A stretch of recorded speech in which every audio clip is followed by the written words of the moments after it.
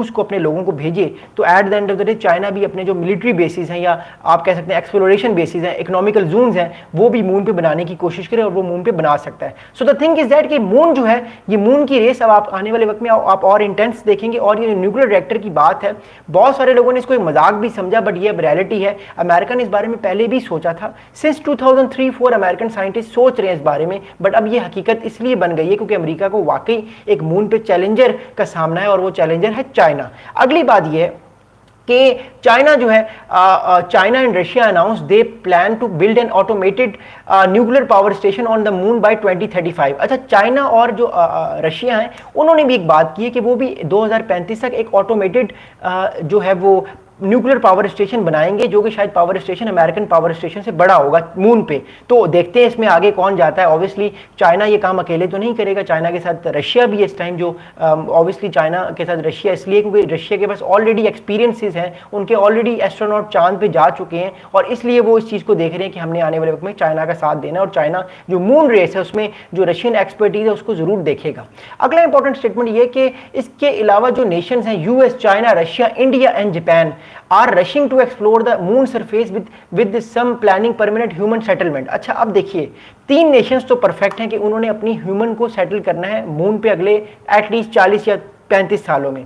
पहला अमेरिका है, दूसरा जो है वो आप कह सकते हैं रशिया है, तीसरा चाइना है। अब 2 और कंट्रीज इस गेम में आ चुके हैं। पहला कंट्री जो है वो इंडिया है।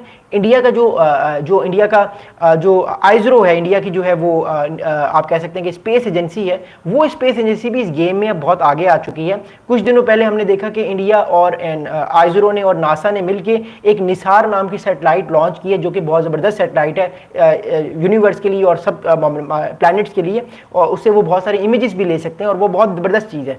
तो इस चीज़ की अगर हम देखें तो इंडिया का जो आइजरो है वो भी अब आगे बढ़ रहा है। उसने भी बहुत सारे अपने जो है वो चंद्रयान 3 उनका एक सक्सेसफुल हुआ इंडिया का जो मिशन था कुछ अर्सा पहले। सो इंडिया भी अब इस चीज़ में आगे है।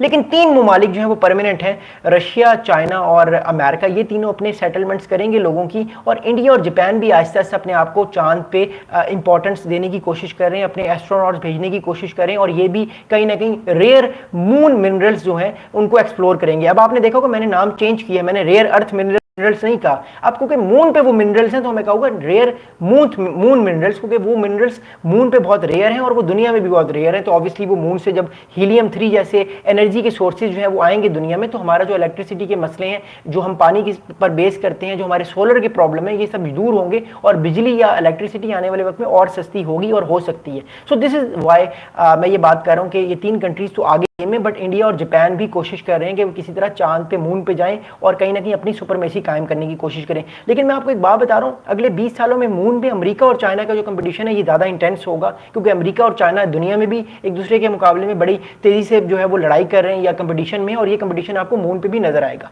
अगली बात ये कि सीन डफे, जो कि इस टाइम मैंने आपको बताया कि नासा के एडमिनिस्ट्रेटर हैं, एक्टिंग एडमिनिस्ट्रेटर हैं, इन्होंने ये कहा है कि to properly advance this critical technology to be able to support a future lunar in economy, high power energy generation on Mars and to strengthen our national security in space, it is imperative the agency move quickly. अब जो NASA की team है वो भी ये focus कर रही है कि जितना जल्दी हो सके वो ये न्यूक्लियर रिएक्टर बनाए, क्योंकि इट्स अमेरिका को अब जो मून पे चाइना से डर है वो एक नेशनल सिक्योरिटी का डर है। अब वो नेशनल सिक्योरिटी का क्या डर है? वो ये डर है कि वो चाह रहा है कि अगर चाइना मून पे चला जाता है सबसे पहले, तो चाइना जो है वो अमेरिका के जो रिसोर्सेज अमेरिका ले सकता है मून पे, वो चाइना ऑलरेडी वो ले लेगा और वो उनको महंगे दामों दुनिया में बेचेगा और अपनी इकोनॉमी को और बेहतर करेगा, और उसकी मोनोपोली चाइना की बढ़ जाएगी कुछ ऐसे मिनरल्स पे जो कि ऑब्वियसली नायाब हैं, कम है। क्योंकि देखिए जब भी कोई चीज़ ज़मीन से मून पे जाती है वो billions and billions of dollars लगते हैं, फिर उस चीज़ को लाने के लिए भी कई बिलियन डॉलर्स लगेंगे। तो द थिंग इज दैट के दैट्स वाई ये सारे मामला बड़े कॉम्प्लिकेटेड है। लेकिन अमेरिका ने पूरा सोच लिया कि वो आने वाले वक्त में इस न्यूक्लियर रिएक्टर पे काम भी करेगा, और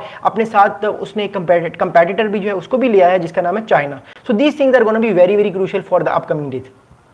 अगला बड़ा इंपॉर्टेंट स्टेटमेंट ये कि जो न्यूक्लियर पावर रिएक्टर है, इसके बारे में आपको कुछ मैं इंफॉर्मेशन शेयर करना चाहता हूं। कुछ साइंटिस्ट हैं, उन्होंने इस बारे में कोई बात की है और फिर मैं आप लोगों के साथ कंक्लूड करूंगा क्या क्या आने वाले वक्त में मून पे कोई जंग भी हो सकती है। जिस तरह हम दुनिया में देखते हैं कि वॉर्स होती हैं, तो क्या आने वाले वक्त में मून पे भी जंग हो सकती है, मैं फिर उस पर बात करूंगा। बट इससे पहले मैं आपको एक और बड़ी इंपॉर्टेंट चीज बताऊं कि जो न्यूक्लियर पावर है, जो न्यूक्लियर पावर रिएक्टर है, ये जो होगा ये तकरीबन 100 किलोवाट इसकी पावर होगी, यानी ये 100 किलोवाट की पावर होगी। और इतनी पावर काफी है कि अमेरिका अपने कम्युनिकेशन सिस्टम्स को, अपने मिलिट्री बेसिस को या अपने डिफरेंट जो रिसर्च बेसिस हैं जहाँ पे लोग रहेंगे, जहाँ पे इनके स्पेस फोर्स के लोग रहेंगे, फिर जो कम्युनिकेशन करेंगे दुनिया के साथ, फिर इनको लाइट या पानी जनरेशन करना, खाने को गर्म करना, ये सारी चीज़ें जो है ये 100 किलोवाट में बासानी जो न्यूक्लियर रिएक्टर होगा ये आसानी से ये एनर्जी प्रोड्यूस करेगा और जिससे अमेरिकन लोगों की नीड्स पूरी होंगी। अगली बात ये कि but many scientists agree that it would be the best or perhaps only way to provide continuous power on the lunar surface। अब बात यह है कि अगर अमेरिका ने मुसलसल continuous 24/7 एनर्जी लेनी है